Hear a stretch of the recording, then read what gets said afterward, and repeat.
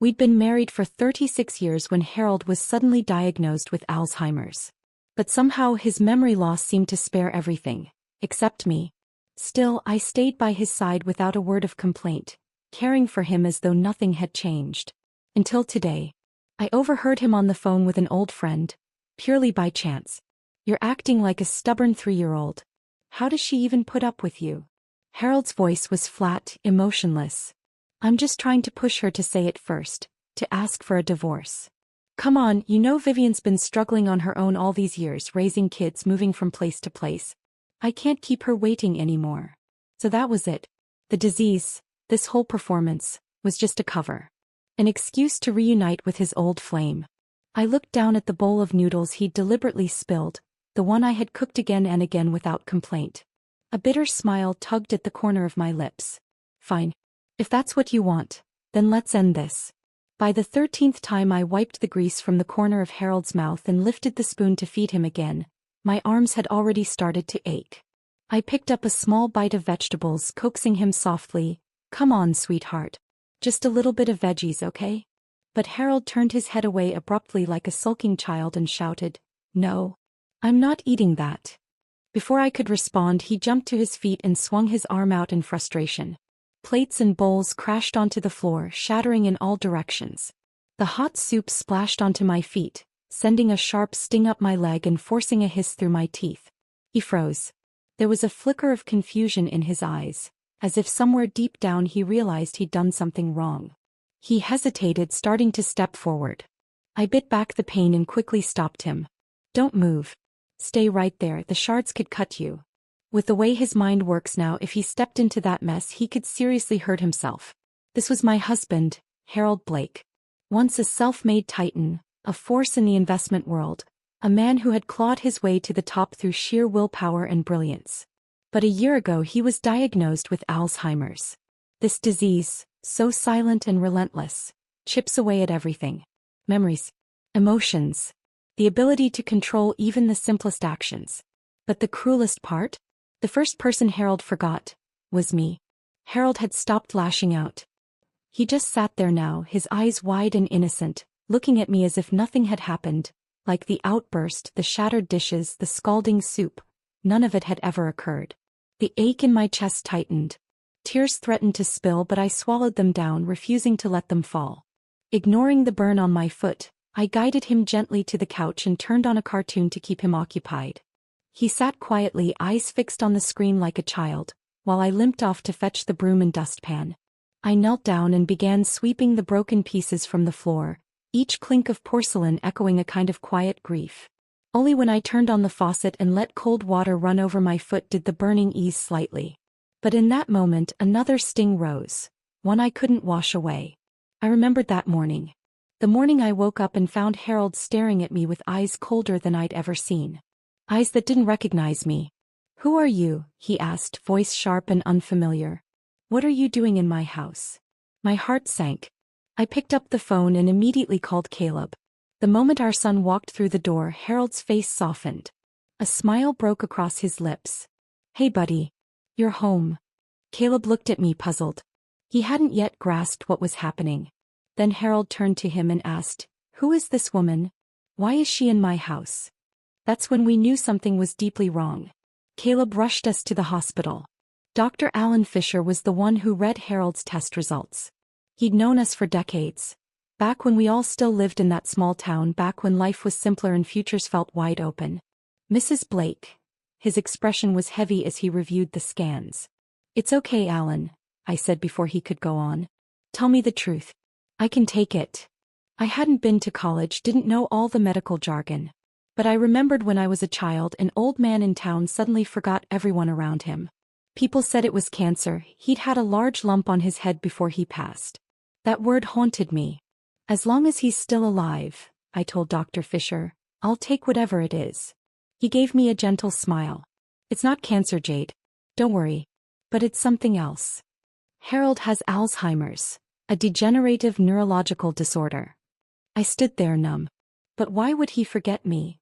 Dr. Fisher sighed. "With Alzheimer's, memories don't fade in order. Sometimes the first person a patient forgets is the one they were closest to. The first one he forgot was you, which also means in a way you were the one he loved the most. The one he depended on most. I couldn't bring myself to smile. Not then. Not even now. But those words, the first person he forgot was the one he loved most, became the only excuse I had left to comfort myself in the long days that followed. Every time Harold turned those unfamiliar, piercing eyes on me, eyes that scanned me like I was some kind of intruder, and demanded over and over again, "Who are you? Why are you in my house?" Sometimes even shoving me roughly toward the door. I'd silently repeat Dr. Allen's words in my mind, clinging to them like a lifeline. The first person he forgot was you because you were the one he held dearest. I told myself this was what love meant, standing by someone when everything else falls apart. I couldn't give up on him. I couldn't let him get lost in his past alone. The burn on my foot had dulled to a throb by now. I turned off the faucet, washed my hands and leaned against the sink trying to gather myself. And that's when I felt it, that prickling heat of someone staring at me, sharp and insistent like a needle pressed to my back. I looked up at the mirror. Harold was standing in the doorway. In his 60s now, but still looking like a man in his prime. Thick dark hair, sharp features that still held traces of the handsome face I once fell in love with. He leaned against the doorframe, silent, watching me with wide, clear eyes, the innocent gaze of a child. I exhaled slowly, relieved for a moment. Maybe he was calm again. I started to speak, my voice gentle. "Are you still hungry? I can make you some tomato and egg noodles if you want." But the moment shattered in an instant. His whole demeanor shifted. His voice snapped into something urgent, suspicious. "Who are you? How did you get in here? Are you trying to rob me? Get out. Right now. Or I'm calling security." The floor seemed to drop from beneath me. Before I could even gather my thoughts, Harold lunged forward and shoved me toward the door. His mind might have regressed, but his strength hadn't. I couldn't stop him. I couldn't even slow him down. I didn't even have time to grab my shoes. The door slammed shut behind me. Charleston's winter nights were brutally cold and snow still blanketed the ground in thick layers.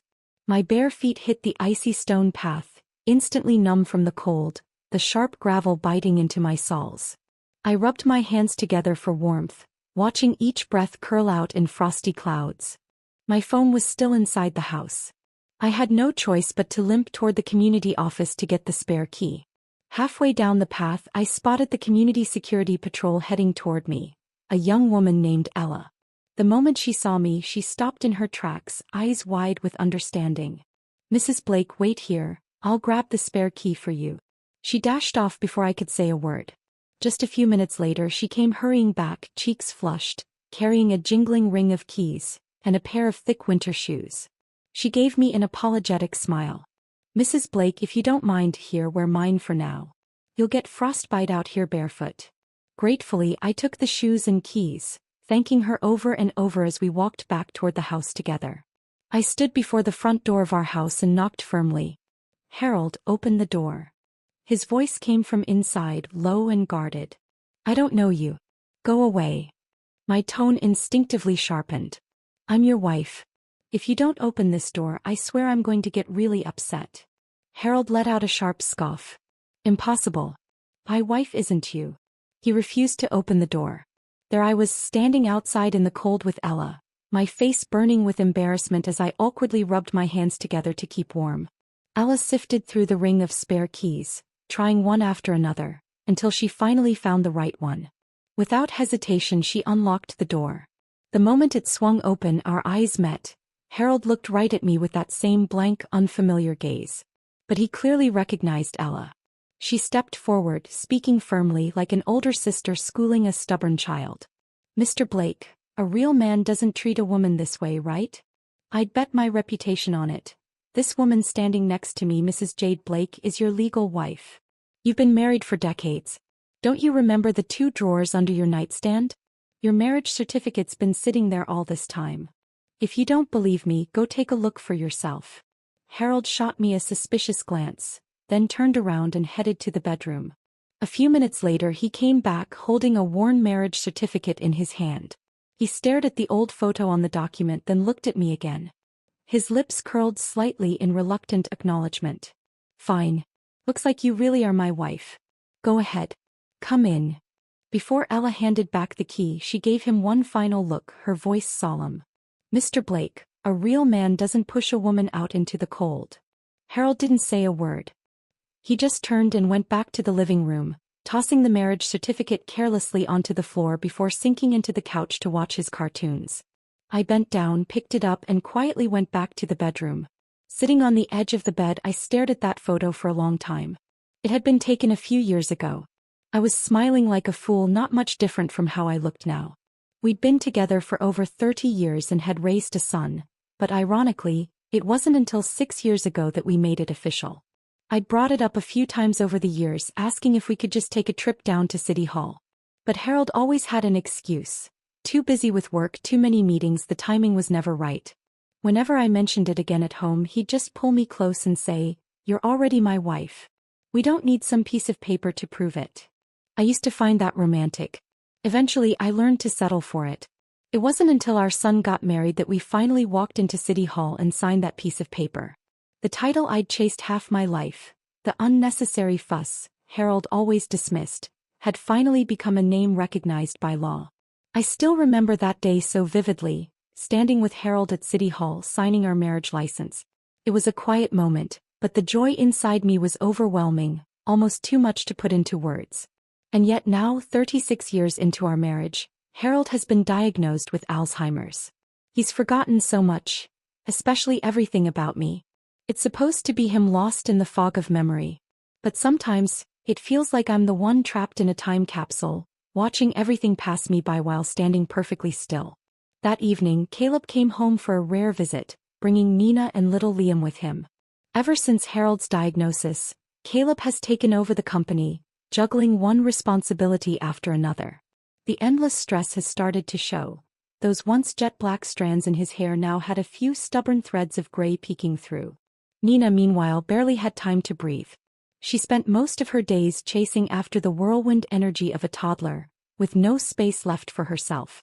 Knowing how exhausting life had been for them, I'd spent the entire morning cooking up a full table of dishes, hoping to give them a taste of home and a bit of comfort.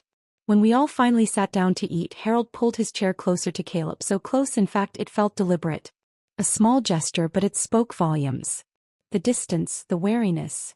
It was as if I were just another stranger at the table. Liam scrunched up his face and mumbled, "Grandpa, you're squishing me." Caleb glanced at me, visibly uncomfortable, then turned to his father and whispered, "Dad, come on. Mom's not a stranger, and definitely not the enemy. She understands you. Don't push her away like this." Harold kept his head down, saying nothing. Me? I just sat there, my heart already tightening even before the first bite. They chatted and laughed together, a warm, intimate circle of family. From the outside it looked like a picture-perfect dinner. Only I wasn't part of it. I was just on the edge, unseen, uninvited, and achingly alone. It would be a lie to say it didn't hurt. Still, I forced a smile and reached across the table to serve everyone some ribs. "Eat up while it's hot," I said cheerfully. "Next time you come home, I'll make another pot for you." Back when we were younger, Harold was always on the road, traveling for business, flying down south to close deals. Every time he returned, I'd make him a pot of braised ribs. It became our ritual. Caleb was just a little boy back then. At night, he'd sneak over to the phone and dial Harold's number, his small voice echoing through the hallway. "Daddy, when are you coming home?"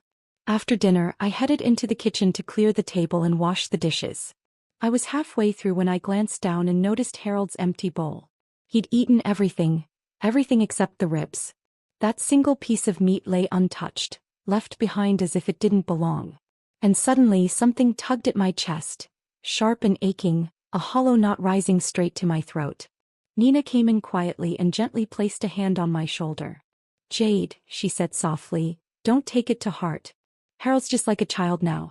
He can't tell closeness from distance anymore." I nodded, forcing down the lump in my throat, and silently went back to scrubbing dishes, letting the sound of running water drown out the ache in my heart. After tucking the kids into bed and wrapping up another long day, I still couldn't sit still. My hands, almost by habit now, reached for the cleaning cloth as I started wiping down the house again. Ever since Harold's diagnosis, we'd gone through several caregivers. But none of them lasted long. He'd either fly into sudden rages or throw tantrums over the smallest things. One by one they all left. In the end it was just me. I was the only one left who could handle him, the only one who still tried. As I wiped down the cabinets, my eyes drifted toward the bedroom. Harold was lying on his side, unmoving, his gaze fixed intently on the cloth in my hand. I moved closer to his desk, intending to wipe the surface, when he suddenly sat up and said sharply, "Don't touch that." Startled, I froze. He walked over quickly and picked up a photo frame sitting on the desk. Harold returned to the bed, cradling the photo in his hands, his eyes lost in a distant memory. And then, unexpectedly, a faint smile curled at the corner of his lips, a rare expression these days. He stared at the photograph for a long time, then gently wiped the dust from the glass with his sleeve, almost reverently. Finally, he set it down carefully on his nightstand, placing it with a kind of solemn care he hadn't shown for anything else in years. That photo, he'd always held it dear. Everything else in the house could be moved or replaced, but not that frame. Anyone who even dared to touch it would instantly see his temper flare. Under the dim, warm glow of the bedroom light, the image inside had begun to fade.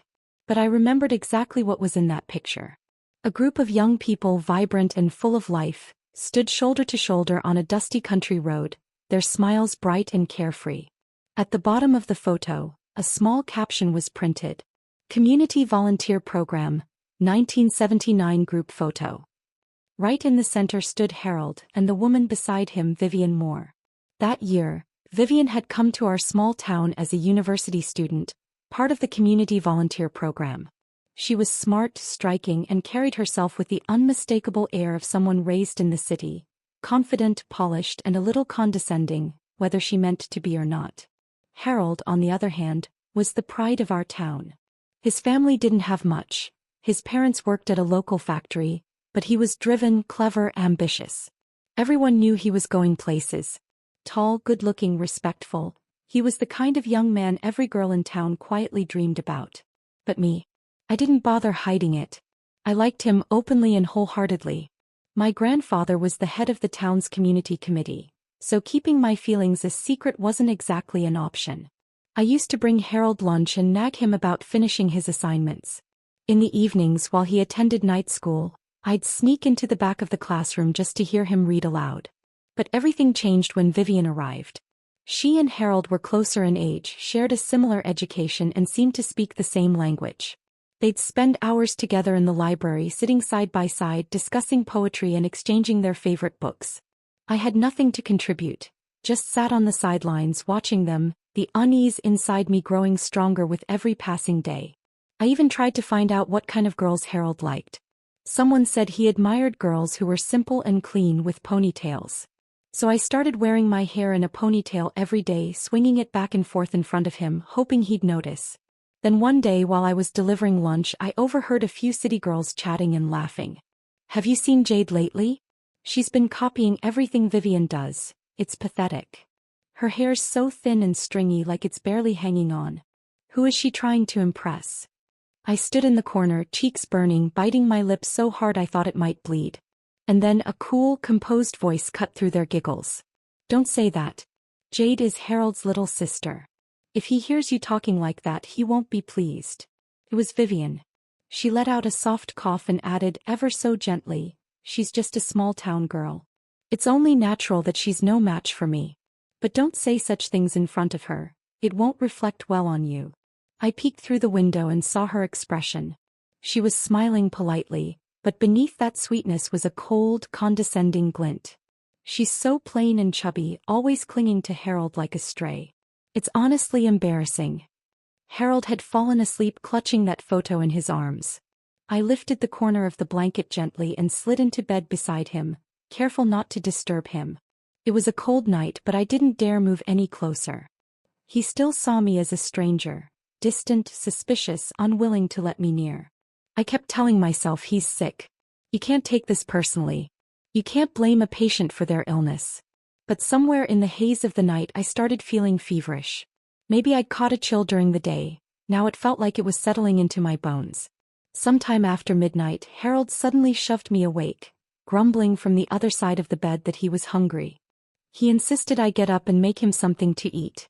My head throbbed, my body ached, but he kept complaining like a cranky child, refusing to let it go. So I forced myself out of bed and dragged my aching body into the kitchen. I made a quick serving of creamy macaroni and cheese and brought it to him. He took one bite, just one, and knocked the entire bowl off the tray. Pasta and sauce splattered across the floor. Thankfully, I had cooked an extra portion, one I'd planned to eat myself. I reheated it for him without a word. He took 2 bites this time, then wrinkled his nose in disdain. I want chicken noodle soup instead. I sighed in exhaustion. Thankfully, I had some leftover broth from a couple of days ago. I pulled myself together and got back to work, cooking up a fresh bowl of soup and bringing it to him. He took a few sips, then frowned again. I don't want this either. I closed my eyes for a second, trying to hold back the frustration rising in my chest. Forget it, he muttered. Just turn on the TV, I want to see cartoons. His behavior was getting worse, more demanding, more petulant. Afraid he'd wake Caleb and his family, I turned on the TV in the bedroom and lowered the volume. Then I returned to the kitchen to clean up the mess on the floor. But as I made my way back toward the bedroom, I noticed something strange. The volume on the television had been turned all the way up. Loud, jarring voices filled the hallway. And through that noise I heard something else, Harold's voice. I slowed my steps, careful not to make a sound, and stepped quietly toward the door. He wasn't watching TV anymore. He was on the balcony, phone pressed to his ear, speaking with a clarity and sharpness I hadn't seen in months. There was no confusion, no mental fog, no childlike daze. His posture was firm. His voice, cold, calm, deliberate. I leaned in closer, barely breathing. On the other end of the line someone chuckled, "The way you're acting lately, throwing fits like a toddler. How does your wife even put up with you?" Harold responded flatly, "That's the point. I want to push her to the edge, to make her snap first. I want her to be the one to ask for a divorce. You know, Vivian's been on her own for years, raising her kid alone, struggling to get by. I can't keep her waiting." There was a pause on the other end. Said, "Still, is that really fair to Jade? She's just a traditional housewife. Her whole life has been about you. She doesn't know the law, doesn't know how to protect herself. You really want to force her into a divorce like this? Wouldn't it be better if you just told her yourself? At least that way she could walk away with a little dignity." Silence. And then everything inside me collapsed. So this was it. Harold wasn't sick at all. The Alzheimer's, the memory loss, the confusion, the tantrums, it was all an act. He just wanted to push me away. He wanted me to leave so he could go back to Vivian without guilt, without blame, without consequence. I stood frozen by the door, my body trembling uncontrollably. So this is what it all came down to. Everything, every tear I held back, every meal I cooked, every humiliation I endured, it was all just a stage for his clean exit. A tidy excuse to make room for an old love. Me. I had been clinging to a marriage that was already gone. 36 years. And in the end I was the only one still trying. Something inside me broke. The last of my strength gave out and the room began to spin. The bowl of soup in my hands slipped through my fingers and shattered on the floor, broth and noodles spilling across the tiles. Before my vision went completely dark, I thought I saw Harold rushing toward me. But maybe that was just a dream, because in all the years I'd loved him, that was the first time I'd ever seen him run to me. The hospital ceiling was a stark, lifeless white, and the sharp sting of disinfectant hung heavy in the air. My arm ached faintly beneath the floor. "Mom, you're awake." Caleb and Nina were seated by my bedside, watching over me. Harold stood silently by the door, his expression cold and unreadable. For a moment I wished I could close my eyes and wake up somewhere else. Anywhere but here. I wanted this to be just a nightmare, something I could forget. "You're awake." Harold stepped closer to the bed, his tone flat as if he were commenting on the weather. There was no guilt in his eyes. Not even a flicker. Just quiet indifference. Like this was all expected, like he wasn't even trying to keep up the charade anymore. He didn't bother pretending. And I couldn't understand it. How could he be this cruel? I had given my entire life to this man, poured every piece of myself into this marriage, and he stood there acting like none of it ever mattered. I didn't even realize I was crying until the tears had already soaked my cheeks. Let's get a divorce," Harold said, cutting me off before I could speak. His voice was detached, as if he were offering a weather forecast instead of ending a marriage. "Honestly," he added casually, "I was hoping you'd be the one to say it first." And then he turned around and walked out of the room. Caleb and Nina exchanged a glance. No one said a word. I sat there in silence, numb. Only then did it truly hit me, Harold's phone call on the balcony that night. He wanted me to hear it. The whole act, his so-called illness, had been a lie. A carefully crafted performance, a role he played until the script got too messy.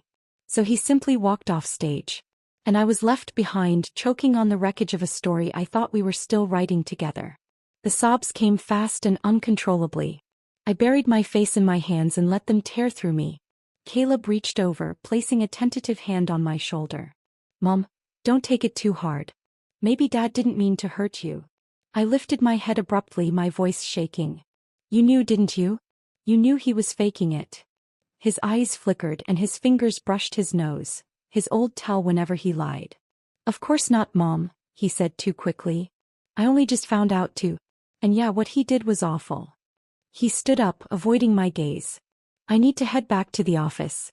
Nina, can you stay with Mom a little longer? Make sure she gets some rest. Without waiting for a response, he grabbed his coat and left.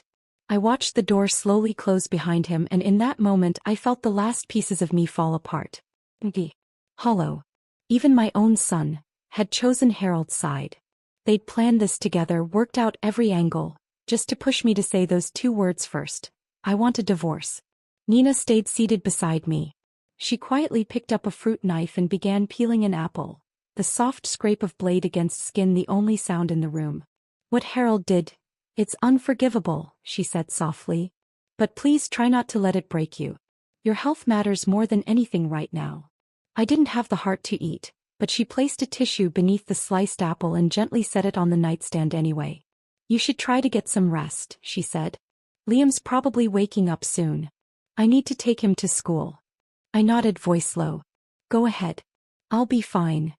She grabbed her bag and gave me a quiet smile before slipping out the door. But as the silence settled in again, I stared at the empty room, at the untouched apple, at the door she left swinging gently behind her. And I asked myself the question I couldn't answer. Will I really be fine? Will I truly be okay on my own? I suppose I'd sensed it long before everything fell apart, that Harold had never truly cut ties with Vivian. Started a few years back, subtle at first. He'd receive phone calls at odd hours, calls he always took with a strange flickering look in his eyes. As soon as the phone rang, he'd glance at me, then either step outside with his coat or slip quietly into the garden to talk, keeping his voice low and his back turned. Old friend, I'd ask, trying to sound casual. He'd pause for just a beat too long before offering a stiff smile. Yeah, just an old friend catching up. But eventually the signs became harder to ignore. He started reorganizing his closet frequently, getting rid of old clothes and replacing them with trendier, more youthful styles. Once, while glancing at his phone, I accidentally caught sight of an unsent email draft. Just one line in the subject bar. I'm sorry for all these years. And then there was the plane ticket. He'd returned from a business trip one weekend and for once forgot to empty his coat pockets. I found the ticket while doing laundry. The destination wasn't Chicago like he'd told me. It was Los Angeles. I never confronted him about it. Maybe I was afraid of the answer. Maybe I was just too used to swallowing things whole and smiling through the bitterness. Harold's friend wasn't wrong. I was exactly that kind of woman, the kind who built her entire world around home and family. When I was younger, I took on odd jobs here and there. Some sewing gigs, a little bookkeeping just to help cover expenses. But eventually I let it all go. I gave everything to this family. I became a full-time homemaker, pouring my energy into my husband, my son, and the life we built around them. Out there, I was the kind of woman who would argue passionately with a neighbor if they offended my family. At the grocery store, I'd fight over a few cents with the cashier if I thought I was right. At home, I patched old clothes late into the night, stitch by stitch, because I couldn't bear to throw anything away. I'd never had any formal education, let alone any grasp of the law. When I stepped into corporate buildings or law offices, I shrank into myself, shoulders hunched, eyes downcast, feeling like I didn't belong. I cried beside that hospital bed for hours, tears pouring out like water from a broken dam, until a nurse finally came in to remove the four from my arm. I walked out of that hospital in a daze, still clutching that withered apple Nina had left for me. Its skin had turned a soft shade of brown, oxidized and limp. Outside, snow had begun to fall. The streets were silent, empty, dusted in white. I wandered without direction, my feet carrying me as if they had a mind of their own. Eventually I found myself at the Riverside Park. The wind had picked up but I barely felt it anymore. My body had grown cold but somehow I couldn't register the chill. I sat on a weathered metal bench, its icy surface creaking beneath my weight. The lake had begun to freeze over. A thin layer of ice shimmered on its surface, quiet and untouched. I stared at it and for the first time in a long time my mind felt still. There was no grief, no rage, only an eerie calm as if something deep within me had simply gone quiet. And in that silence, a strange thought surfaced, unbidden, impossible to shake. As if something, or someone was calling me. I didn't know how long I'd been sitting there. My legs had gone numb from the cold by the time I finally stood up. "Whoa, ma'am, I thought you were a bonfire from a distance." A young woman jumped into view, her appearance as striking as her voice. Piercings on her face, a quirky outfit and a guitar case slung over her shoulder. She circled me playfully, studying me from head to toe. "This red sweater of yours is just..." She dragged out the last word, letting it hang in the air. I instinctively asked, "What about it?" She grinned brightly. "It's beautiful. It's got real character. Can you send me the link?" I blinked, confused. The link?" She laughed. "I mean, where'd you buy it?" She had that kind of energy, effortless, warm, and so familiar, like we'd known each other for years instead of minutes. "I'm Eleanor Thompson," she said cheerfully, tossing her hair back. "I sing at a lounge just a few blocks from here. You want to come listen to some music with me?" I was about to decline politely, but she was too enthusiastic, didn't even give me a chance to say no. I glanced back at the apple I'd left on the bench. It looked dull and shriveled now, tinged with brown. After a brief hesitation, I left it there and followed her down the street. We walked 2 or 3 blocks, winding past dim storefronts and sleepy intersections, until we reached a small neon sign that read Live Acoustic Lounge. I hesitated outside. I'd assumed this would be one of those places where young people danced wildly and the music pounded loud enough to rattle your bones. But the moment we stepped inside, I realized how wrong I'd been. The lighting was soft and warm, casting gentle shadows over a few scattered tables. A handful of patrons sipped drinks and chatted quietly. In the corner, mellow jazz drifted from a speaker, low and soothing. My eyes widened. Eleanor caught the look on my face and chuckled. "You thought this was a dance club, didn't you? Don't worry, we'll save that for another night," she teased. "This place is more of a listening bar, low-key and easy on the ears." She unslung her guitar and set it down beside the small stage. "Give me a minute, you're about to hear me play."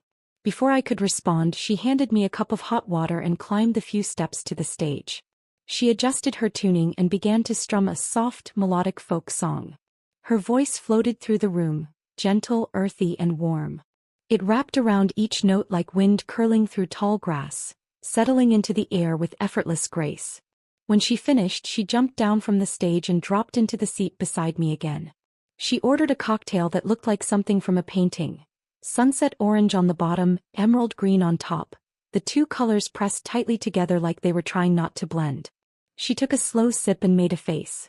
"Don't let the color fool you," she said, tapping the glass. "It tastes as weird as it looks. Bitter first, then sweet." She snapped her fingers and the bartender brought another glass, an identical one, for me. I stared at the drink for a moment, curious. Finally, I took a cautious sip. He was right. The bitterness hit first, sharp and jarring, but the sweetness that followed was unexpected. Smooth, slow, and lingering, it softened everything that came before, until all that remained was a quiet warmth. And for the first time in what felt like years, I realized, maybe not everything bitter has to stay bitter. I dragged my weary body through the door, stepping into a house that suddenly felt colder than ever. The quiet pressed down like a heavy blanket. I scanned the living room and for the first time, I noticed how little in this home actually belonged to me. A few picture frames on the wall, a worn throw pillow I'd picked out years ago. Nothing more. Everything else was his, theirs, or simply not mine. I sank into the couch, letting my back rest against the cushions and exhaled slowly. My fingers reached for my phone out of habit. The screen lit up, dozens of missed calls.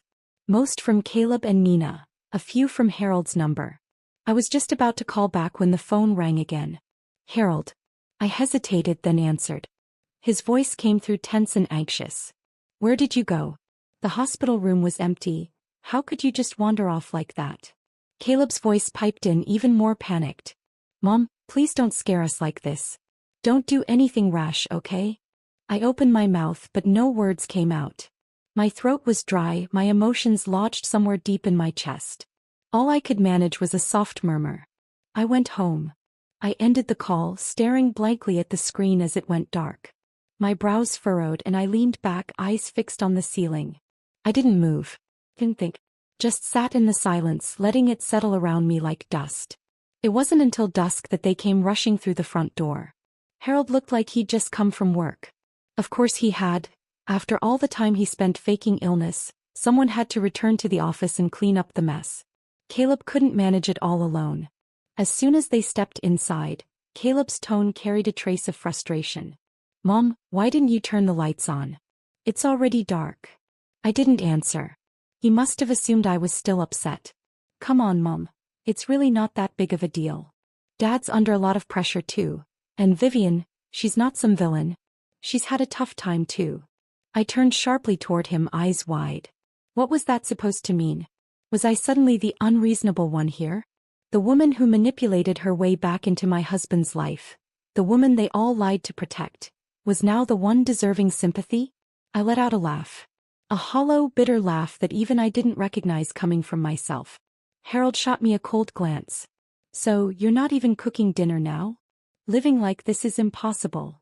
His words were meant to cut, to provoke. But I didn't flinch. Instead, I lowered my gaze, strangely calm inside. Harold still thought I'd keep clinging. That I'd drag this miserable marriage on forever. That I'd never be the one to say the words he'd been baiting me toward for months. That I was just a woman too stubborn to let go. Too proud to step aside for his perfect little love story. But he was wrong. I'd finally seen it clearly. This marriage I fought so hard to hold together, this family I sacrificed so much to protect, these emotions I thought I couldn't live without. If they were never really mine to begin with, then it was time to let them go. I looked up, my voice soft but steady. I agreed to the divorce. Let's be done with it. Maybe it was time to stop mourning the life I'd built for someone else, and start finding the one I could build for myself. What did you just say? Say that again. Harold's voice shot up, sharp and incredulous, his face twisted in disbelief. Caleb's eyes widened, stunned as if he hadn't heard me correctly. I said, I agree to the divorce. I spoke slowly, clearly, without a hint of hesitation. And just like that, in the thick of the silence that followed, the doorbell rang. The uninvited guest had arrived. Harold didn't even try to keep up the act anymore. His mask was off, and the so-called old friend entered with all the confidence of someone who knew she had every right to be there. Vivian walked in carrying a grocery bag, acting as if this were her home. And honestly, if Harold hadn't given her permission, I would have never believed she'd dare show up like this. So bold, so sure of her place. I smiled faintly, watching her move about the house without the slightest hesitation. Vivian strolled into the kitchen, tossing her coat over a chair as if it were second nature. Then she returned to the living room, standing beside Harold with a bright, polished smile. Jade, I heard you weren't feeling well.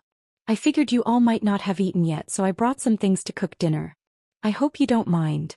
Her tone was sweet, rehearsed, almost comically proper. I shrugged. Why would I mind? After all, I'd already made up my mind. I wasn't going to play the unpaid housekeeper in this story anymore. Vivian's smile widened, blooming with self-satisfaction. She wore a pale green dress that hugged her figure perfectly, a tailored wool coat draped over her shoulders, her hair neatly twisted into an elegant chignon. Not a single detail out of place, she still wore that age-proof poise like a second skin. Her eyes scanned me from head to toe, that old, familiar sense of superiority simmering beneath her polished exterior. That look that said, you never measured up to me and you never will. She took over the kitchen like it had always been hers.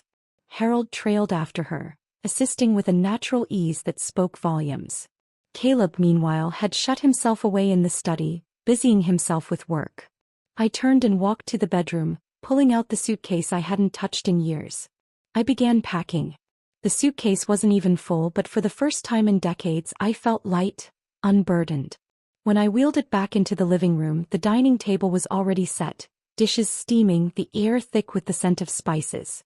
Vivian emerged from the kitchen, still wearing an apron, beaming as if she'd just won something. "Jade, I remember you used to like bold flavors. Come try some, I just finished." She spoke like she belonged there, like she was the rightful woman of this house. Then with an exaggerated pout she turned to Harold. "Harold, help me untie this apron, it's way too tight." He stepped forward without hesitation, his hands moving familiarly around her waist. My eyes burned, tears pricking behind my lashes, but I still smiled. I clutched the handle of my suitcase and looked at them calmly. "Harold, make time to finalize the divorce papers." And I walked out. Behind me I heard Vivian's voice, soft with feigned concern. "Did I do something wrong? Is she upset with me?" Harold groaned, pulling out a chair with a loud, scraping noise. "Don't bother with her. She's lost it. She'll come crawling back, just wait." I didn't look back. But in that moment I knew one thing for certain. I would never crawl back again. I followed the address on Eleanor's business card, standing hesitantly at the front door, unsure if I should knock. Before I could decide, the door swung open. "There you are." Eleanor beamed, her face lighting up with delight. "I was starting to worry you weren't coming." I offered a slightly awkward smile. "I'll pay rent, of course, at least until I find a place of my own." She waved her hand dismissively. "Please. That's nothing. Honestly, just having someone to keep this lonely soul company is payment enough." Her exaggerated tone made me laugh in spite of myself. She took my suitcase and ushered me inside with her usual warmth. She had already prepared a cozy little bedroom for me. Fresh sheets, a neatly made bed, and everything in perfect order. "The closet's empty, so feel free to use it. And toiletries are in the top cabinet in the bathroom," she said, leaning against the doorframe with a playful grin. "Actually, why don't we just be roommates?" she added, eyes twinkling. "You cook, I wash dishes, we'll split the work 70-30. Oh, and I should probably mention there's a cat." I looked down to find an orange tabby weaving between my feet, its soft fur brushing against my ankle. Something warm rose in my chest, gentle, sudden, and overwhelming. I nearly teared up. Eleanor must have noticed. She smiled broadly, then grabbed her coat. "I'll run out and pick up a few groceries." As she left, I began unpacking, folding clothes into drawers, placing little things in their new places. And then my phone rang. It was Dr. Alan Fisher, the very doctor who had first told me Harold was sick. "Jade," he said, his voice lined with concern. "I heard you two are getting divorced? At your age, is that really necessary? You've been together so many years. Harold wasn't a bad husband. Think about it. Maybe you should just go home, apologize, patch things up. Life doesn't have to get this messy." I held the phone tightly, steadying my breath.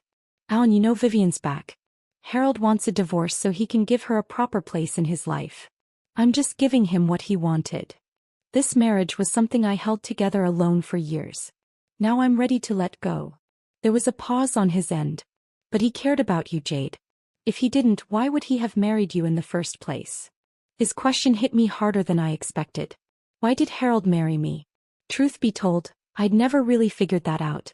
I grew up without parents. My grandfather, the town's community committee chairman, raised me.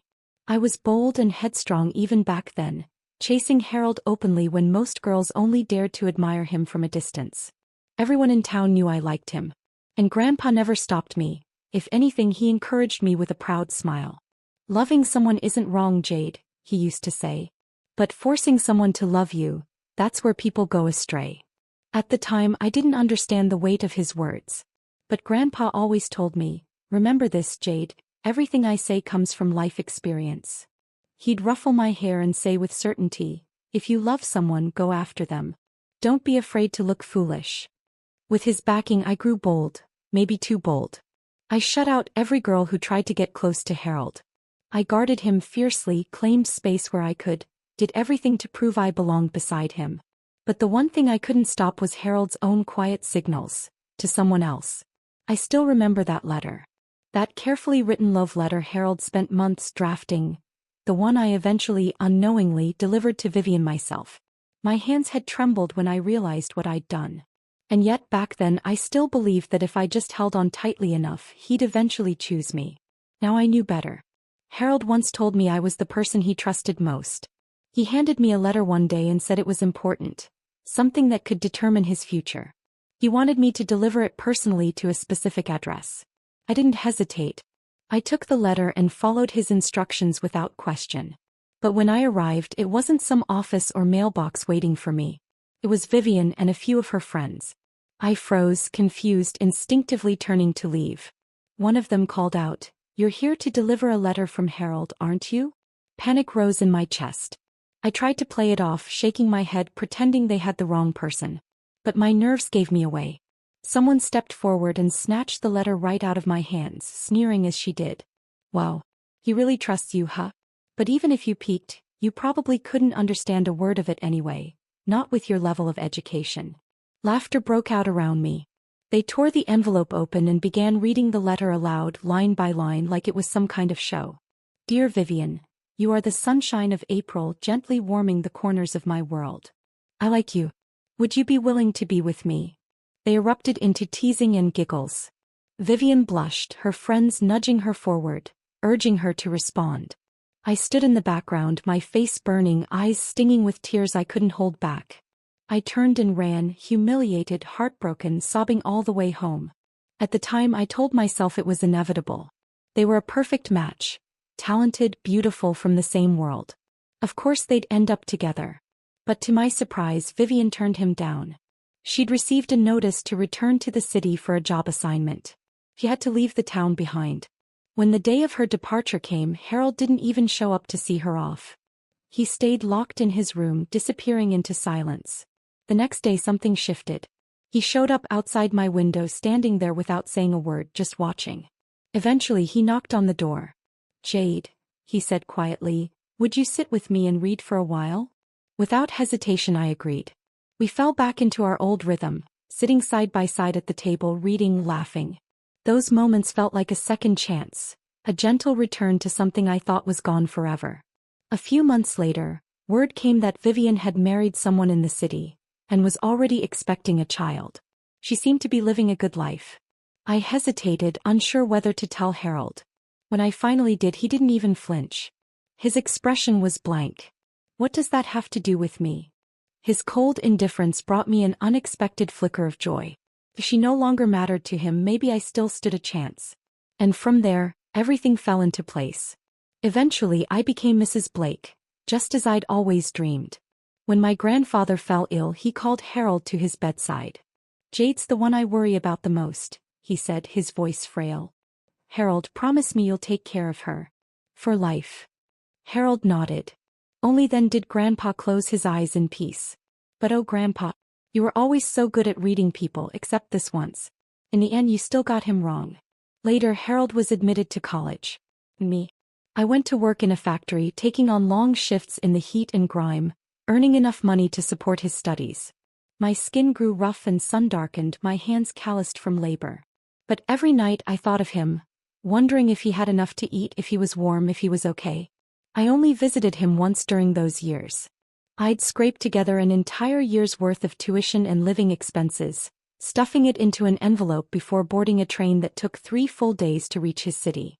When I finally saw him again, he was walking through campus in a plaid shirt, books under one arm, chatting with classmates, his face lit with the earnest glow of youth. At that moment I felt all my exhaustion melt away. I called his name. He turned, startled. When he saw me, a flicker of surprise crossed his face before he quickly led me outside the gate. "I told you, you could have just mailed the money. Why come all this way?" I looked up at him with a sheepish smile. "I missed you," I said softly. "I just wanted to see if you were doing okay, if you were eating enough, staying warm." That was all I wanted back then, just a glimpse of his world, a moment in his day, a place somewhere in his heart. Maybe it was that foolish persistence of mine that finally moved Harold. Maybe that's the only reason he chose to walk this road with me back then. I let out a quiet sigh. The divorce. It's for the best, for both of us. Why did Harold marry me in the first place? Perhaps it was a mix of disappointment over his so-called true love, a sense of obligation after my grandfather's final plea, and maybe even a flicker of guilt for how I worked my hands raw just to put him through school. It took me years, but I've finally come to terms with it. After spending a few days at Eleanor's place, I started to feel steady again. I'd found my footing. And so, I decided it was time to go see Harold. One last time. I packed the divorce papers and the property settlement agreement and for the first time in my life, stepped into that towering office building I used to think was far beyond my reach. The security guard at the front desk stopped me right away. "Ma'am, who are you here to see? Do you have an appointment?" I shook my head calmly. "I'm here to see Harold Blake. I'm his wife. I'm here to discuss our divorce." The words fell into the air like a dropped glass. Heads turned instantly. Employees nearby glanced up, their eyes filled with curiosity, gossip already churning in low murmurs that rippled through the lobby like a rising tide. "Wait, isn't the boss's wife that woman in the pencil skirts who's always walking around the office like she owns the place? Who's this? Seriously? She's Mrs. Blake? She doesn't look the part. Her outfit's so plain. Oh my God, this is wild." I didn't flinch. Instead, I pulled out the folder from my bag, flipped it open, and held up our old marriage certificate for everyone to see. The lobby erupted. And right on cue, Caleb burst out of the elevator, eyes wide the moment he saw me. "Mom? What are you doing here?" I gave him a composed smile. "I came to get a divorce." Harold appeared next, and almost theatrically, Vivian stepped in right behind him. Perfectly timed, perfectly poised, playing the part of the wounded woman standing quietly by her man's side. The murmurs grew louder, more chaotic. "Whoa, this is like something out of a drama. The wife, the mistress. This is getting too real. So, who's the real Mrs. Blake now?" Harold's expression darkened as he scanned the crowd. "Enough," he snapped. People scattered instantly. I handed him the folder. He opened it, and the moment his eyes landed on the words divorce agreement, his lips curled into a cold, condescending smile. Well, you really know how to put on a show," he sneered. "How the hell did you figure all this out?" I raised a brow. So that's what he meant by all this? The terms of the property settlement? Did he really think I'd be clueless forever? That I'd beg to stay, humiliate myself, plead for scraps? Or maybe he never imagined I'd beat him to the finish line. He didn't know Eleanor had opened my eyes. She was the one who reminded me, this isn't the old world anymore. Divorce isn't a man's game. His word doesn't dictate the outcome. He even connected me with a lawyer. A sharp one. Together we drafted the agreement line by line, spelling out every clause with clarity and precision. Harold's face tightened, his anger simmering just beneath the surface. With a mocking edge to his voice, he muttered, "You actually have friends now?" I met his gaze without flinching. "I do now." It was true. For years I'd revolved around this family, pouring every ounce of energy into it while never truly having a life of my own, let alone a friend. But that chapter was over. Vivian stepped forward just in time, her voice soft and saccharine. "Jade, don't take it the wrong way. Harold's just worried about you. He doesn't want you getting mixed up with the wrong crowd." I looked at her perfectly made-up face, that gentle tone, the polished grace she always wore like armor. But beneath it I saw her clearly for what she was. She was the wrong crowd. I cut her off, my voice firm with impatience. "I don't need your concern, and I certainly don't need your advice on who I should be friends with. I'm perfectly capable of making that judgment myself. My life doesn't need either of you dictating how I should live it." I pulled out a document from my bag, my tone crisp and final. "The divorce agreement is ready. Let's take it straight to the courthouse. I have other things to do. Don't waste my time. I'm trying to start a new life." Caleb stepped forward and grabbed my arm, his expression tense. "Mom, don't do this. I know Dad was wrong, but he deserves a chance to pursue his happiness too." I yanked my arm free, my voice cold and cutting. "I don't have a son who takes someone else's side over mine." Looking at him, standing there like a neutral mediator, rational and detached, I felt a wave of nausea. So cleanly, so easily he turned away from me. And in that moment I truly regretted bringing him into this world. Harold stood off to the side, his jaw twitching slightly, but he didn't argue. Instead, his tone shifted into something eerily calm. "Fine. If you're that determined, let's go file the papers. Just don't come back saying you regret it." Regret? I was far past the age of regret. We scheduled a court appointment and followed the formal procedure. With lawyers present, the agreement was submitted and reviewed. The judge verified both signatures, confirmed the terms, and then stamped and signed the final decree. And just like that, I had it in my hands. The official divorce judgment. As I stepped out of the courthouse, I exhaled slowly, the weight on my chest finally lifting. The heaviness I'd been carrying for years was gone. Harold walked beside me in silence, his eyes cast downward. I didn't know what he was thinking, but I could imagine. Maybe satisfaction. Maybe a strange emptiness. Maybe for the first time, it hit him that this wasn't just a convenient escape. It was an ending. One he couldn't undo. He slid his hands into his pockets and muttered, "Where are you headed? I'll give you a ride." It was the first time in years he'd offered to take me anywhere. I turned to him, my voice even. "No thank you." My tone was cool, my message crystal clear.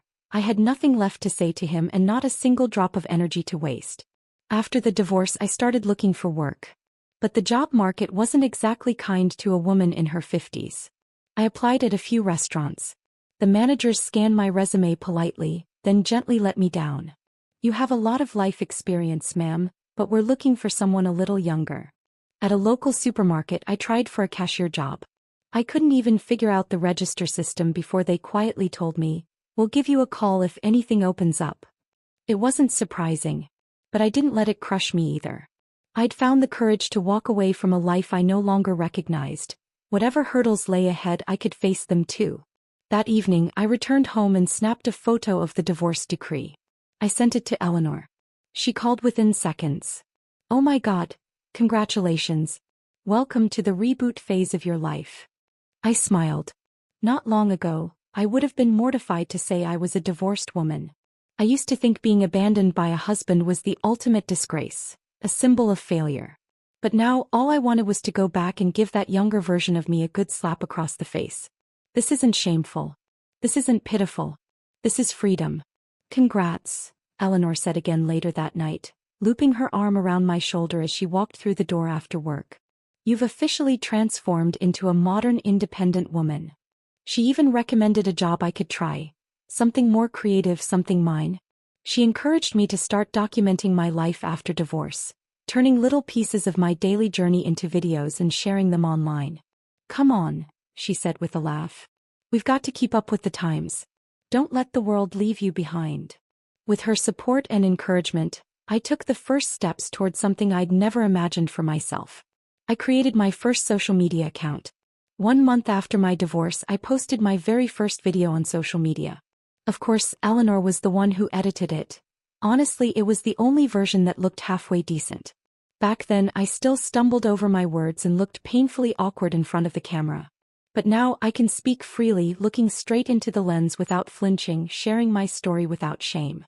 I still carry a slight southern accent from my small-town roots, but I've stopped feeling self-conscious about it.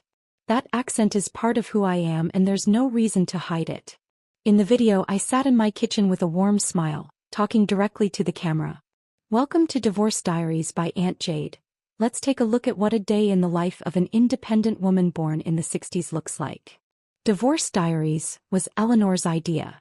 She said it had just the right balance of humor and authenticity, something that would catch the eye of younger viewers. I never expected it to gain traction, but to my surprise, the video took off. That very first post received over 5,000 likes. Eleanor read the comments to me, grinning from ear to ear. "Jade Auntie's life is so real and comforting. There's something soft and healing about her presence. I swear I want to try her chicken noodle soup so badly." Internet mom goals. Eleanor chuckled. "You've got a fan base now. These young people are obsessed with your videos." So I kept going. I started posting more clips, little slices of my everyday life. Cooking, playing with the cat, cleaning the house, performing with the local community band, and even snippets from my adult education classes. That's right, I'd gone back to school. I never had the chance to complete my education when I was younger, but it's never too late to start. I signed up for adult enrichment courses at the local community college, slowly filling in the gaps I once thought would remain empty forever. To break up the routine, Eleanor dragged me along to her band rehearsals. "Music," she said, "is the best therapy there is." My videos became more diverse. No longer just glimpses of housework but reflections of personal growth, healing, and the long, sometimes messy road back to myself. The chores I used to perform without thinking peeling garlic, folding laundry, mopping the floor, suddenly became quiet metaphors resonating with people I'd never met. Somehow my ordinary life made others feel seen. One afternoon my phone rang. It was Caleb. We hadn't spoken since the divorce. This was the first time he'd reached out. "Mom, I saw your videos." There was a pause on the line, like he was choosing his words carefully. "You're putting yourself out there online talking about the divorce and everything. I just thought, at your age, is that really necessary? I mean, if Dad sees it, he won't be thrilled." I felt my blood boil. I let out a sharp laugh. "Putting myself out there? What do you think I'm doing, committing a crime? Or are you just as clueless as your father?" There was a stunned silence on the other end. "I'm just worried about you," he mumbled. Then a beat later he added softly, "Liam misses you. He keeps asking why you don't come visit. And Dad's lost a lot of weight. He's not eating or sleeping well. Do you think there's still a chance for you two?" I snorted. "Don't be ridiculous." I already knew what was going on. Word travels fast in small circles. Harold and Vivian had already registered their marriage a few days ago.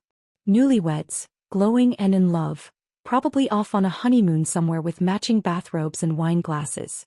Not eating, not sleeping. He was likely busy sipping champagne by the beach. I flipped through my recipe notes as I replied flatly, "Unless it's an emergency, don't call me again. I'm busy." I ended the call without another word and returned to my community college course catalog. Lately, I'd learned so much. Everything from advanced video editing to proper storytelling structure. I was finally reclaiming the time I'd once given away so freely, finally putting it towards something that felt like mine. Next on my list? Getting a new car. I was planning a road trip. Just me, the open highway, and the whole world waiting beyond the city lines. There's so much to see. And now, I finally have the freedom to go see it. I never expected to run into Harold again, let alone in a hospital. I had only come to pick up my routine checkup report. But just as I stepped into the lobby, I saw him, arm in arm with Vivian, walking toward me.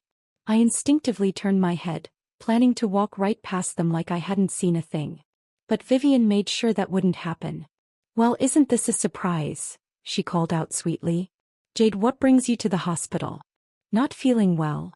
As she spoke, she lifted her hand ever so casually, flashing the glint of a large diamond ring, making sure I couldn't miss it. She wanted me to see it, to know that they'd officially tied the knot. I gave her a brief glance, then turned my eyes to Harold. For a second his expression faltered. A flicker of panic crossed his face, small but noticeable. "Are you okay?" he asked quickly.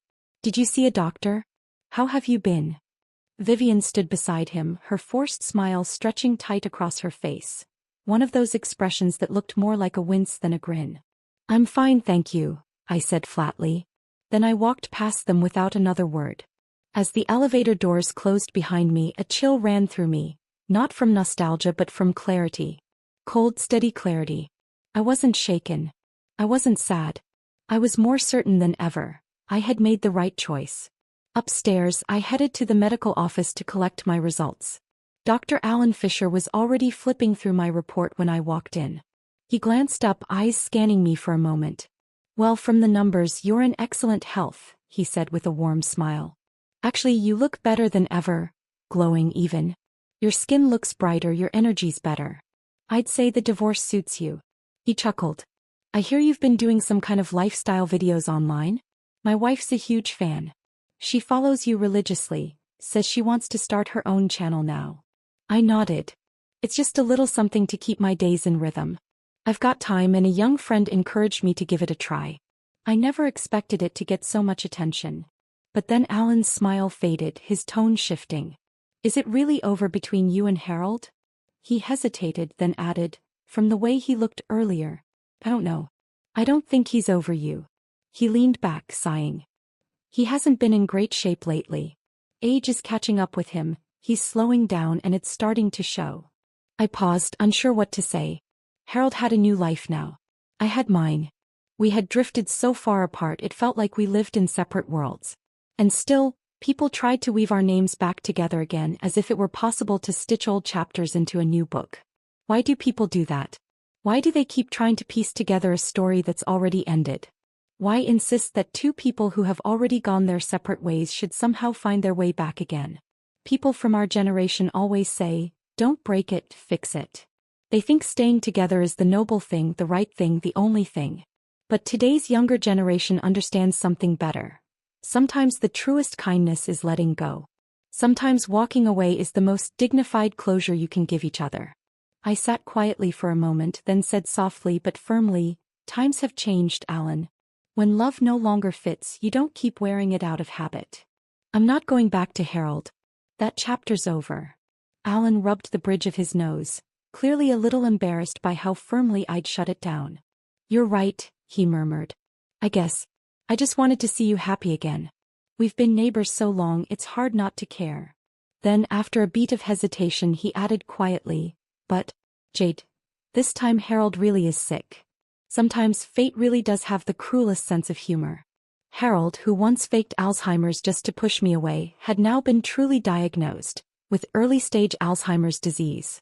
When Alan told me, I simply shrugged. So what? Taking care of Harold wasn't my responsibility anymore. That role had long been passed on to someone who supposedly belonged there now. I didn't have time for sympathy, much less nostalgia. I had continuing education classes to attend, driving lessons to schedule, content to film, and videos to edit for my social media page. But just as I was finally throwing myself wholeheartedly into my new life, the storm hit. It started small, just a few bitter comments under my videos. At first, I could laugh them off as I read them aloud to Eleanor, trying to stay detached. This so-called sweet homemaker is just another clout chaser riding the divorce wave. I used to know her from our old town. Trust me, she was always a mess, constantly clinging to her ex-husband. Don't be fooled by her innocent act. She's not who she pretends to be. Always scheming, always after other people's men. I tried to keep my composure. I really did. I thought they were just a few toxic voices shouting into the void. But the next few days proved me wrong. More people began piling on, strangers, followers, trolls. The comment section turned into a mob scene full of slurs and accusations. Some even messaged me privately, hurling vile words I'd never imagined strangers would dare to say. It was vicious. Merciless. I'd never seen anything like it. The same people who once found comfort in my warmth and daily routines now flipped overnight, as if they'd been handed a new script to read from, a new villain to hate. I stopped uploading. Even logging into my account made my chest tighten. I hovered over the delete account button more than once. Eleanor noticed right away. Furious, she slammed her phone down and said, "No way.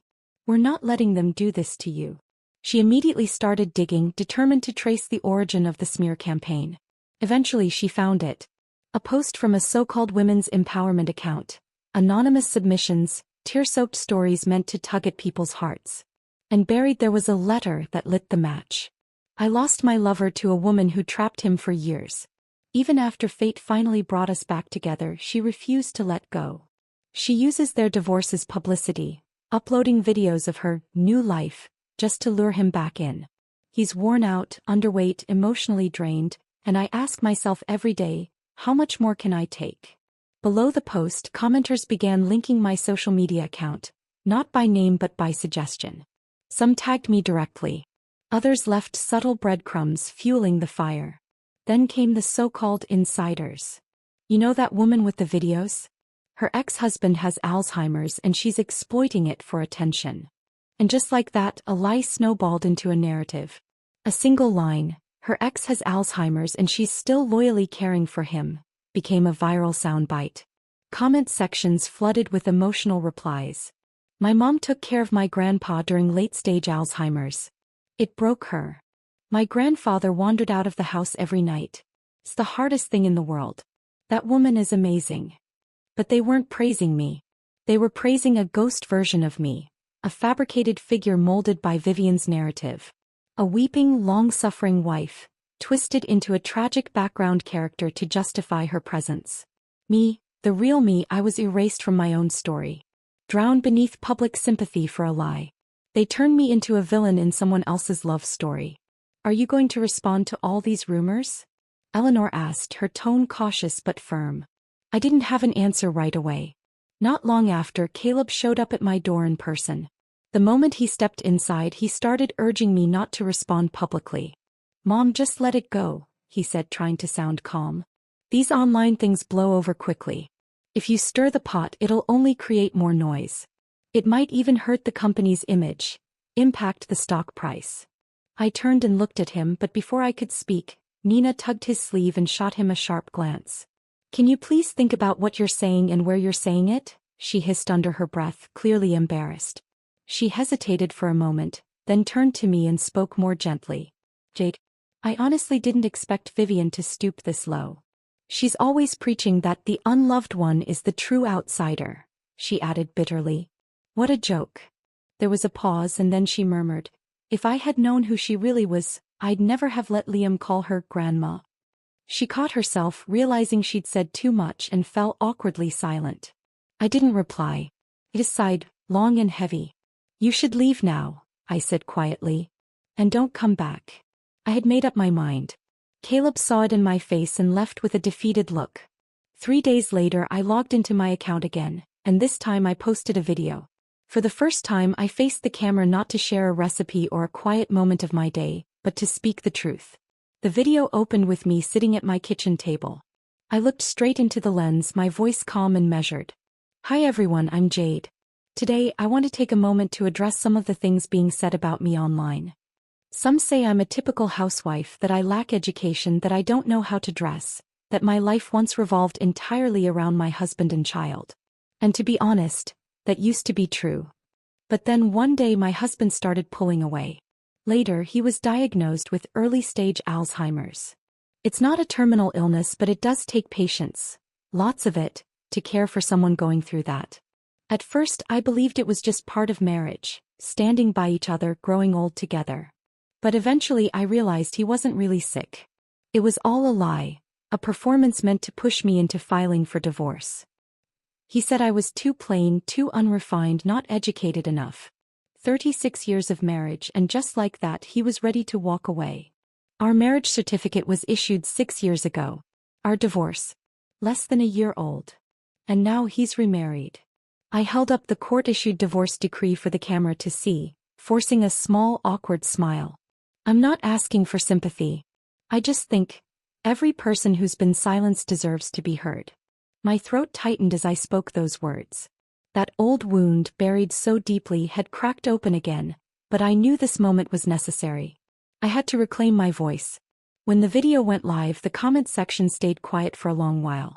Then slowly the tide began to shift. People began digging into the timeline, cross-checking facts, questioning the stories they'd been fed. Some even found old photographs and shared them online. "I'm a travel photographer," one user posted. "Over the years I captured this same couple in different cities." Turns out, that was Harold and Vivian. There they were, hand in hand, smiling in cafes, strolling down unfamiliar streets, leaning into each other like lovers in a postcard. Those business trips Harold used to take? Just romantic getaways with someone else. Even Ella, the community worker who used to help clean the house, chimed in. I always thought something felt off. Harold wasn't sick. That winter when he locked Jade out in the snow, he didn't look like a man with Alzheimer's. He looked like someone putting on a show. As more and more people came forward, the narrative unraveled. The sympathy shifted. The truth surfaced. The tide turned. People no longer saw me as a manipulative ex-wife or a fame-hungry homemaker. They saw me for who I really was. A woman who had been lied to, betrayed, and discarded, yet somehow still found the strength to rise. And Harold and Vivian? Their perfect image shattered. The words betrayal, manipulation, and publicity stunt clung to them like stains they couldn't scrub away. That's when I received 2 unexpected messages from my blocked contacts. One was from Caleb. "Mom, I'm sorry. Please come home." The other, shockingly, was from Harold himself. "Jade, I'm sorry. I'll end this marriage." I stared at the screen for a long time. And then slowly I put the phone down. Because this time, finally, truly and completely, I wasn't going back. After the chaos of the divorce finally settled, a few old friends began calling me one by one. Some were filled with sighs and regret. "Vivian was so desperate to leave for the city back then," one said. "She didn't even hesitate to walk away from Harold. But once she saw him rise in the business world, she came back, all soft eyes and sweet words. "Jade, I hope you're not taking it too hard." I took a sip of my coffee and answered calmly, "Why would I be sad? The only thing I regret is wasting so many years on someone who was never worth it." There was a moment of silence on the other end, like they hadn't expected me to be so clear-eyed. Then came a quiet "wishing you happiness," before the line went dead. I'd also heard that Harold's condition had worsened. His Alzheimer's had progressed to the middle stages. He now suffered frequent outbursts, throwing things, losing control, slipping further into confusion. The one who used to bear it all was me. Now it was Vivian's turn. She fought so hard to insert herself into that marriage, but in the end Harold never followed through on that dramatic text where he promised to leave her. He stayed, trapped in the life he'd chosen. But none of that was my concern anymore. I had my own plans now. While I still had strength in my bones and clarity in my mind, I was determined to go out and see the world. 3 years, it's not too long, not too short. But it's enough. In that time I read more books than I ever had in my entire life. I reclaimed the knowledge I'd once missed out on and found a whole new community online. Many of them called me Internet Mom, or Aunt Jade, and I laughed, saying I'd accidentally adopted a whole bunch of kids across the internet. I got my driver's license, saved up and bought a little car, and I started traveling. "I'm going to miss you, Aunt Jade." Eleanor stood by the car helping me tuck my suitcase into the trunk. "Safe travels," she said, pulling me into a hug. "Enjoy every moment." After we said goodbye, I took a small detour before hitting the road. I went back to the old house. The one Harold and I first lived in after getting married. It had gathered dust over the years, but somehow still held a trace of warmth, like the echo of a simpler life. I stayed for a few quiet days. Out in the backyard, I tilled the soil where the garden used to be and planted a row of autumn wheat. Before I left, I asked a kind neighbor to check in on the place. She'd lived nearby for decades and was happy to help. She spotted my travel map sticking out of my bag and asked curiously, "So, where are you off to?" I smiled, resting my hand on the car door. "South first," I said gently. "And when fall rolls around, I'll come back to see how it's grown." The sunlight spilled across the windshield as I turned the key in the ignition and pressed down on the gas. The car rolled forward, carrying me off that familiar patch of earth. This time I wasn't running away from anything. This time I was finally setting off, for myself. As I headed farther south, the air grew warmer, the sky brighter, and that floral dress, tucked in the back of my closet for years, never daring to be worn, finally saw the light of day. The breeze lifted its hem as I walked barefoot along the beach, sunlight dancing on my shoulders. Every day my social media inbox buzzed with messages. "Auntie Jade, where did you wander off to this time? Don't forget to post some videos." "Internet Mom, I'm still stuck in the office. Go out and see the world for the rest of us, will you?" When harvest season came around, I drove back to the old house and returned to the little patch of land I'd planted with autumn wheat. I cut it down by hand, dried it, milled it into flour. Then I packaged the flour into little gift boxes and mailed them out, to my online sons and daughters, those kind souls on the other side of the screen who had cheered me on and grown with me through every video. I set aside an extra big bag just for Eleanor. None of this would have happened without her. Without that simple question she'd asked me in the park one day, "Do you want to come listen to some music?" That single moment had cracked open a whole new chapter of my life. I later heard that Vivian had finally reached her breaking point. Harold's illness had worsened. His outbursts became more frequent, his confusion more volatile. She'd begun venting to neighbors, "This old man is driving me insane." Eventually, she filed for divorce, taking a substantial amount of money with her before disappearing altogether. Caleb and Nina were both buried in work, unable to care for him. Caregivers came and went, none of them willing to stay for long. One day, for the first time since our separation, I stepped back into what was once called home. I carried a bouquet in hand and rang the doorbell. A new caregiver answered. I slipped on a pair of shoe covers, stepped inside, and placed the flowers gently on the bedside table. Harold lay in bed, his head wrapped in heavy bandages, his gaze vacant and restless.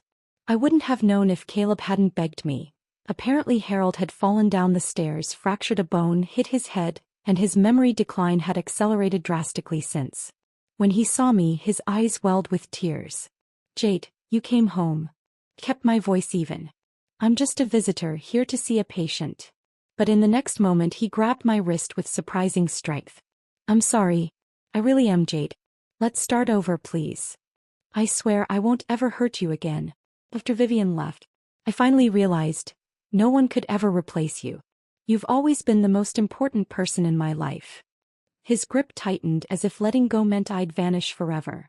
But I wouldn't go back, not this time. The woman who used to shrink herself for love, who longed for validation, who waited quietly for someone to come home, that woman had been left behind on a park bench years ago. I gently pulled my hand away. I wish you a full recovery, I said softly. And then I turned and walked away. Behind me I heard a loud crash. Harold had tried to get up but fell hard to the floor. He cried out my name, sobbing like a child who'd lost his favorite toy. I didn't look back. Maybe he was truly sorry now. Maybe he'd finally learned what it meant to lose something that can't be replaced. But none of that mattered anymore. My life had moved on. One evening my phone rang. It was Caleb. Mom, Dad's missing. He slipped away when the caregiver wasn't looking. We can't find him. I let out a quiet laugh. Do you know where I am right now? I'm at Yellowstone National Park. I'm probably hundreds of miles from home. There was a pause, then the line went dead. Later he sent a message. They'd found Harold at a small rural train station just outside the city. He was shivering, confused, mumbling the same words over and over. I need to find Jade. I want to read to her. She loves when I read to her. Caleb said no matter what they told him, Harold wouldn't budge. He just sat on the bench, clutching his coat, repeating my name like it was the only thing left in his mind. He only agreed to go back when Caleb finally said, Jade's waiting for you at home. His condition was rapidly deteriorating. Back when he was pretending to be sick, I was the only one he claimed to forget. But now that he's truly ill, I'm the only one he remembers. Caleb kept sending videos. One showed Harold stuffing freshly cooked ribs into his coat pocket, mumbling, Gotta take these home. Jade will cook them for me. Another clip showed him hunched over with reading glasses, clutching a few worn books, whispering, I need to read to Jade. She loves when I read to her.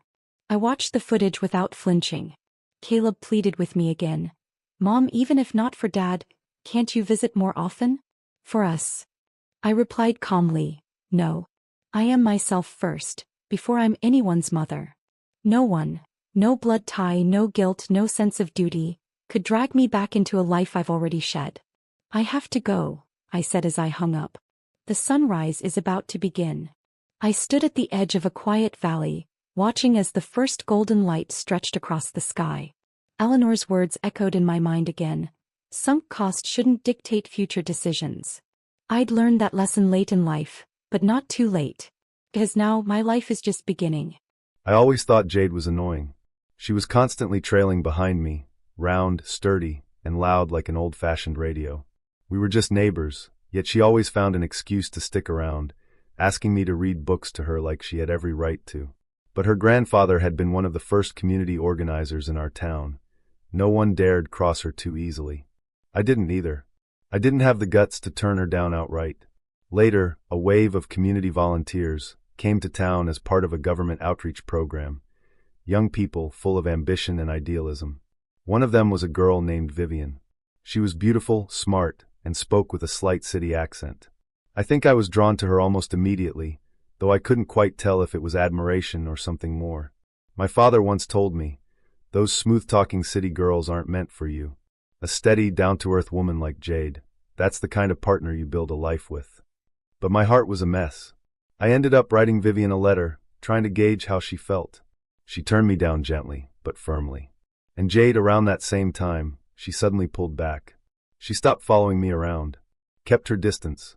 Vivian left soon after, transferred out of the program, gone from our little town. I felt hollow for a while, restless. And in that quiet, I turned back to Jade. She welcomed me the same way she always had, soft-spoken, cautious, yet with that quiet spark of hope in her eyes. Not long after, we got married. On his deathbed, Jade's grandfather took my hand and asked me to take care of her. I said yes. The look in her eyes that day, so certain, so unwavering, it felt like I was all she ever needed in this world. Later, I was accepted to a university in the city. But my family had no means to pay for it. Jade didn't even hesitate. She handed over all her savings and said, even if I have to sell everything we have, I'll make sure you go. She picked up part-time shifts at a local manufacturing plant, packing boxes, working assembly lines, while I went off to Boston to chase my future. She even came to visit me once, saying she wanted to surprise me. But when I saw her standing outside the campus gates in her outdated clothes, surrounded by well-dressed college students, all I felt was embarrassment, not joy. Years later, a friend told me that Vivian's marriage had fallen apart. Her husband was abusive. By then, my career was just beginning to take off. Something stirred inside me. Maybe it was pity, maybe it was unresolved longing. I'm not sure. But I went to see her in secret. When I got home, Jade and our child were in the kitchen. The pot of braised ribs had been reheated twice already. I felt guilty briefly. But the next time Vivian called, crying into the phone, I still found another excuse to leave. I've often wondered if I ever truly loved Jade at all. When Vivian told me she'd finally divorced and was raising her child alone, my first thought wasn't sympathy. It was how to leave Jade. But I knew Jade wouldn't let me go easily. She clung too tightly. So I did the cruelest thing I could think of. I pretended to be ill, hoping she'd be the one to ask for a divorce. She never did. So I made sure she overheard a phone call on the balcony, the one where I accidentally confessed the truth. When she finally said the words, I agreed to the divorce, I felt like all the air had been sucked from my lungs. It hurt. Deeply. Like something inside me had torn open. How dare she? Wasn't I the center of her world? How could she just let go? Not long after, I saw her online. She'd started sharing her life on social media, telling stories, cooking, playing with her cat, speaking in that thick hometown accent, recounting the small joys of daily life. I scoffed, shaking my head. She's just putting on a show to spite me. But deep down, I knew the truth. She'd really let go. Later, I began forgetting things more often. At first, I brushed it off. Until one day, I couldn't even remember how to get home. The doctor confirmed it, Alzheimer's. And just like that, I realized, maybe this was karma. All the things I pretended to forget, life was now truly erasing them, one by one. Vivian tried to help at first, but it didn't last. Eventually, she didn't even pretend to care.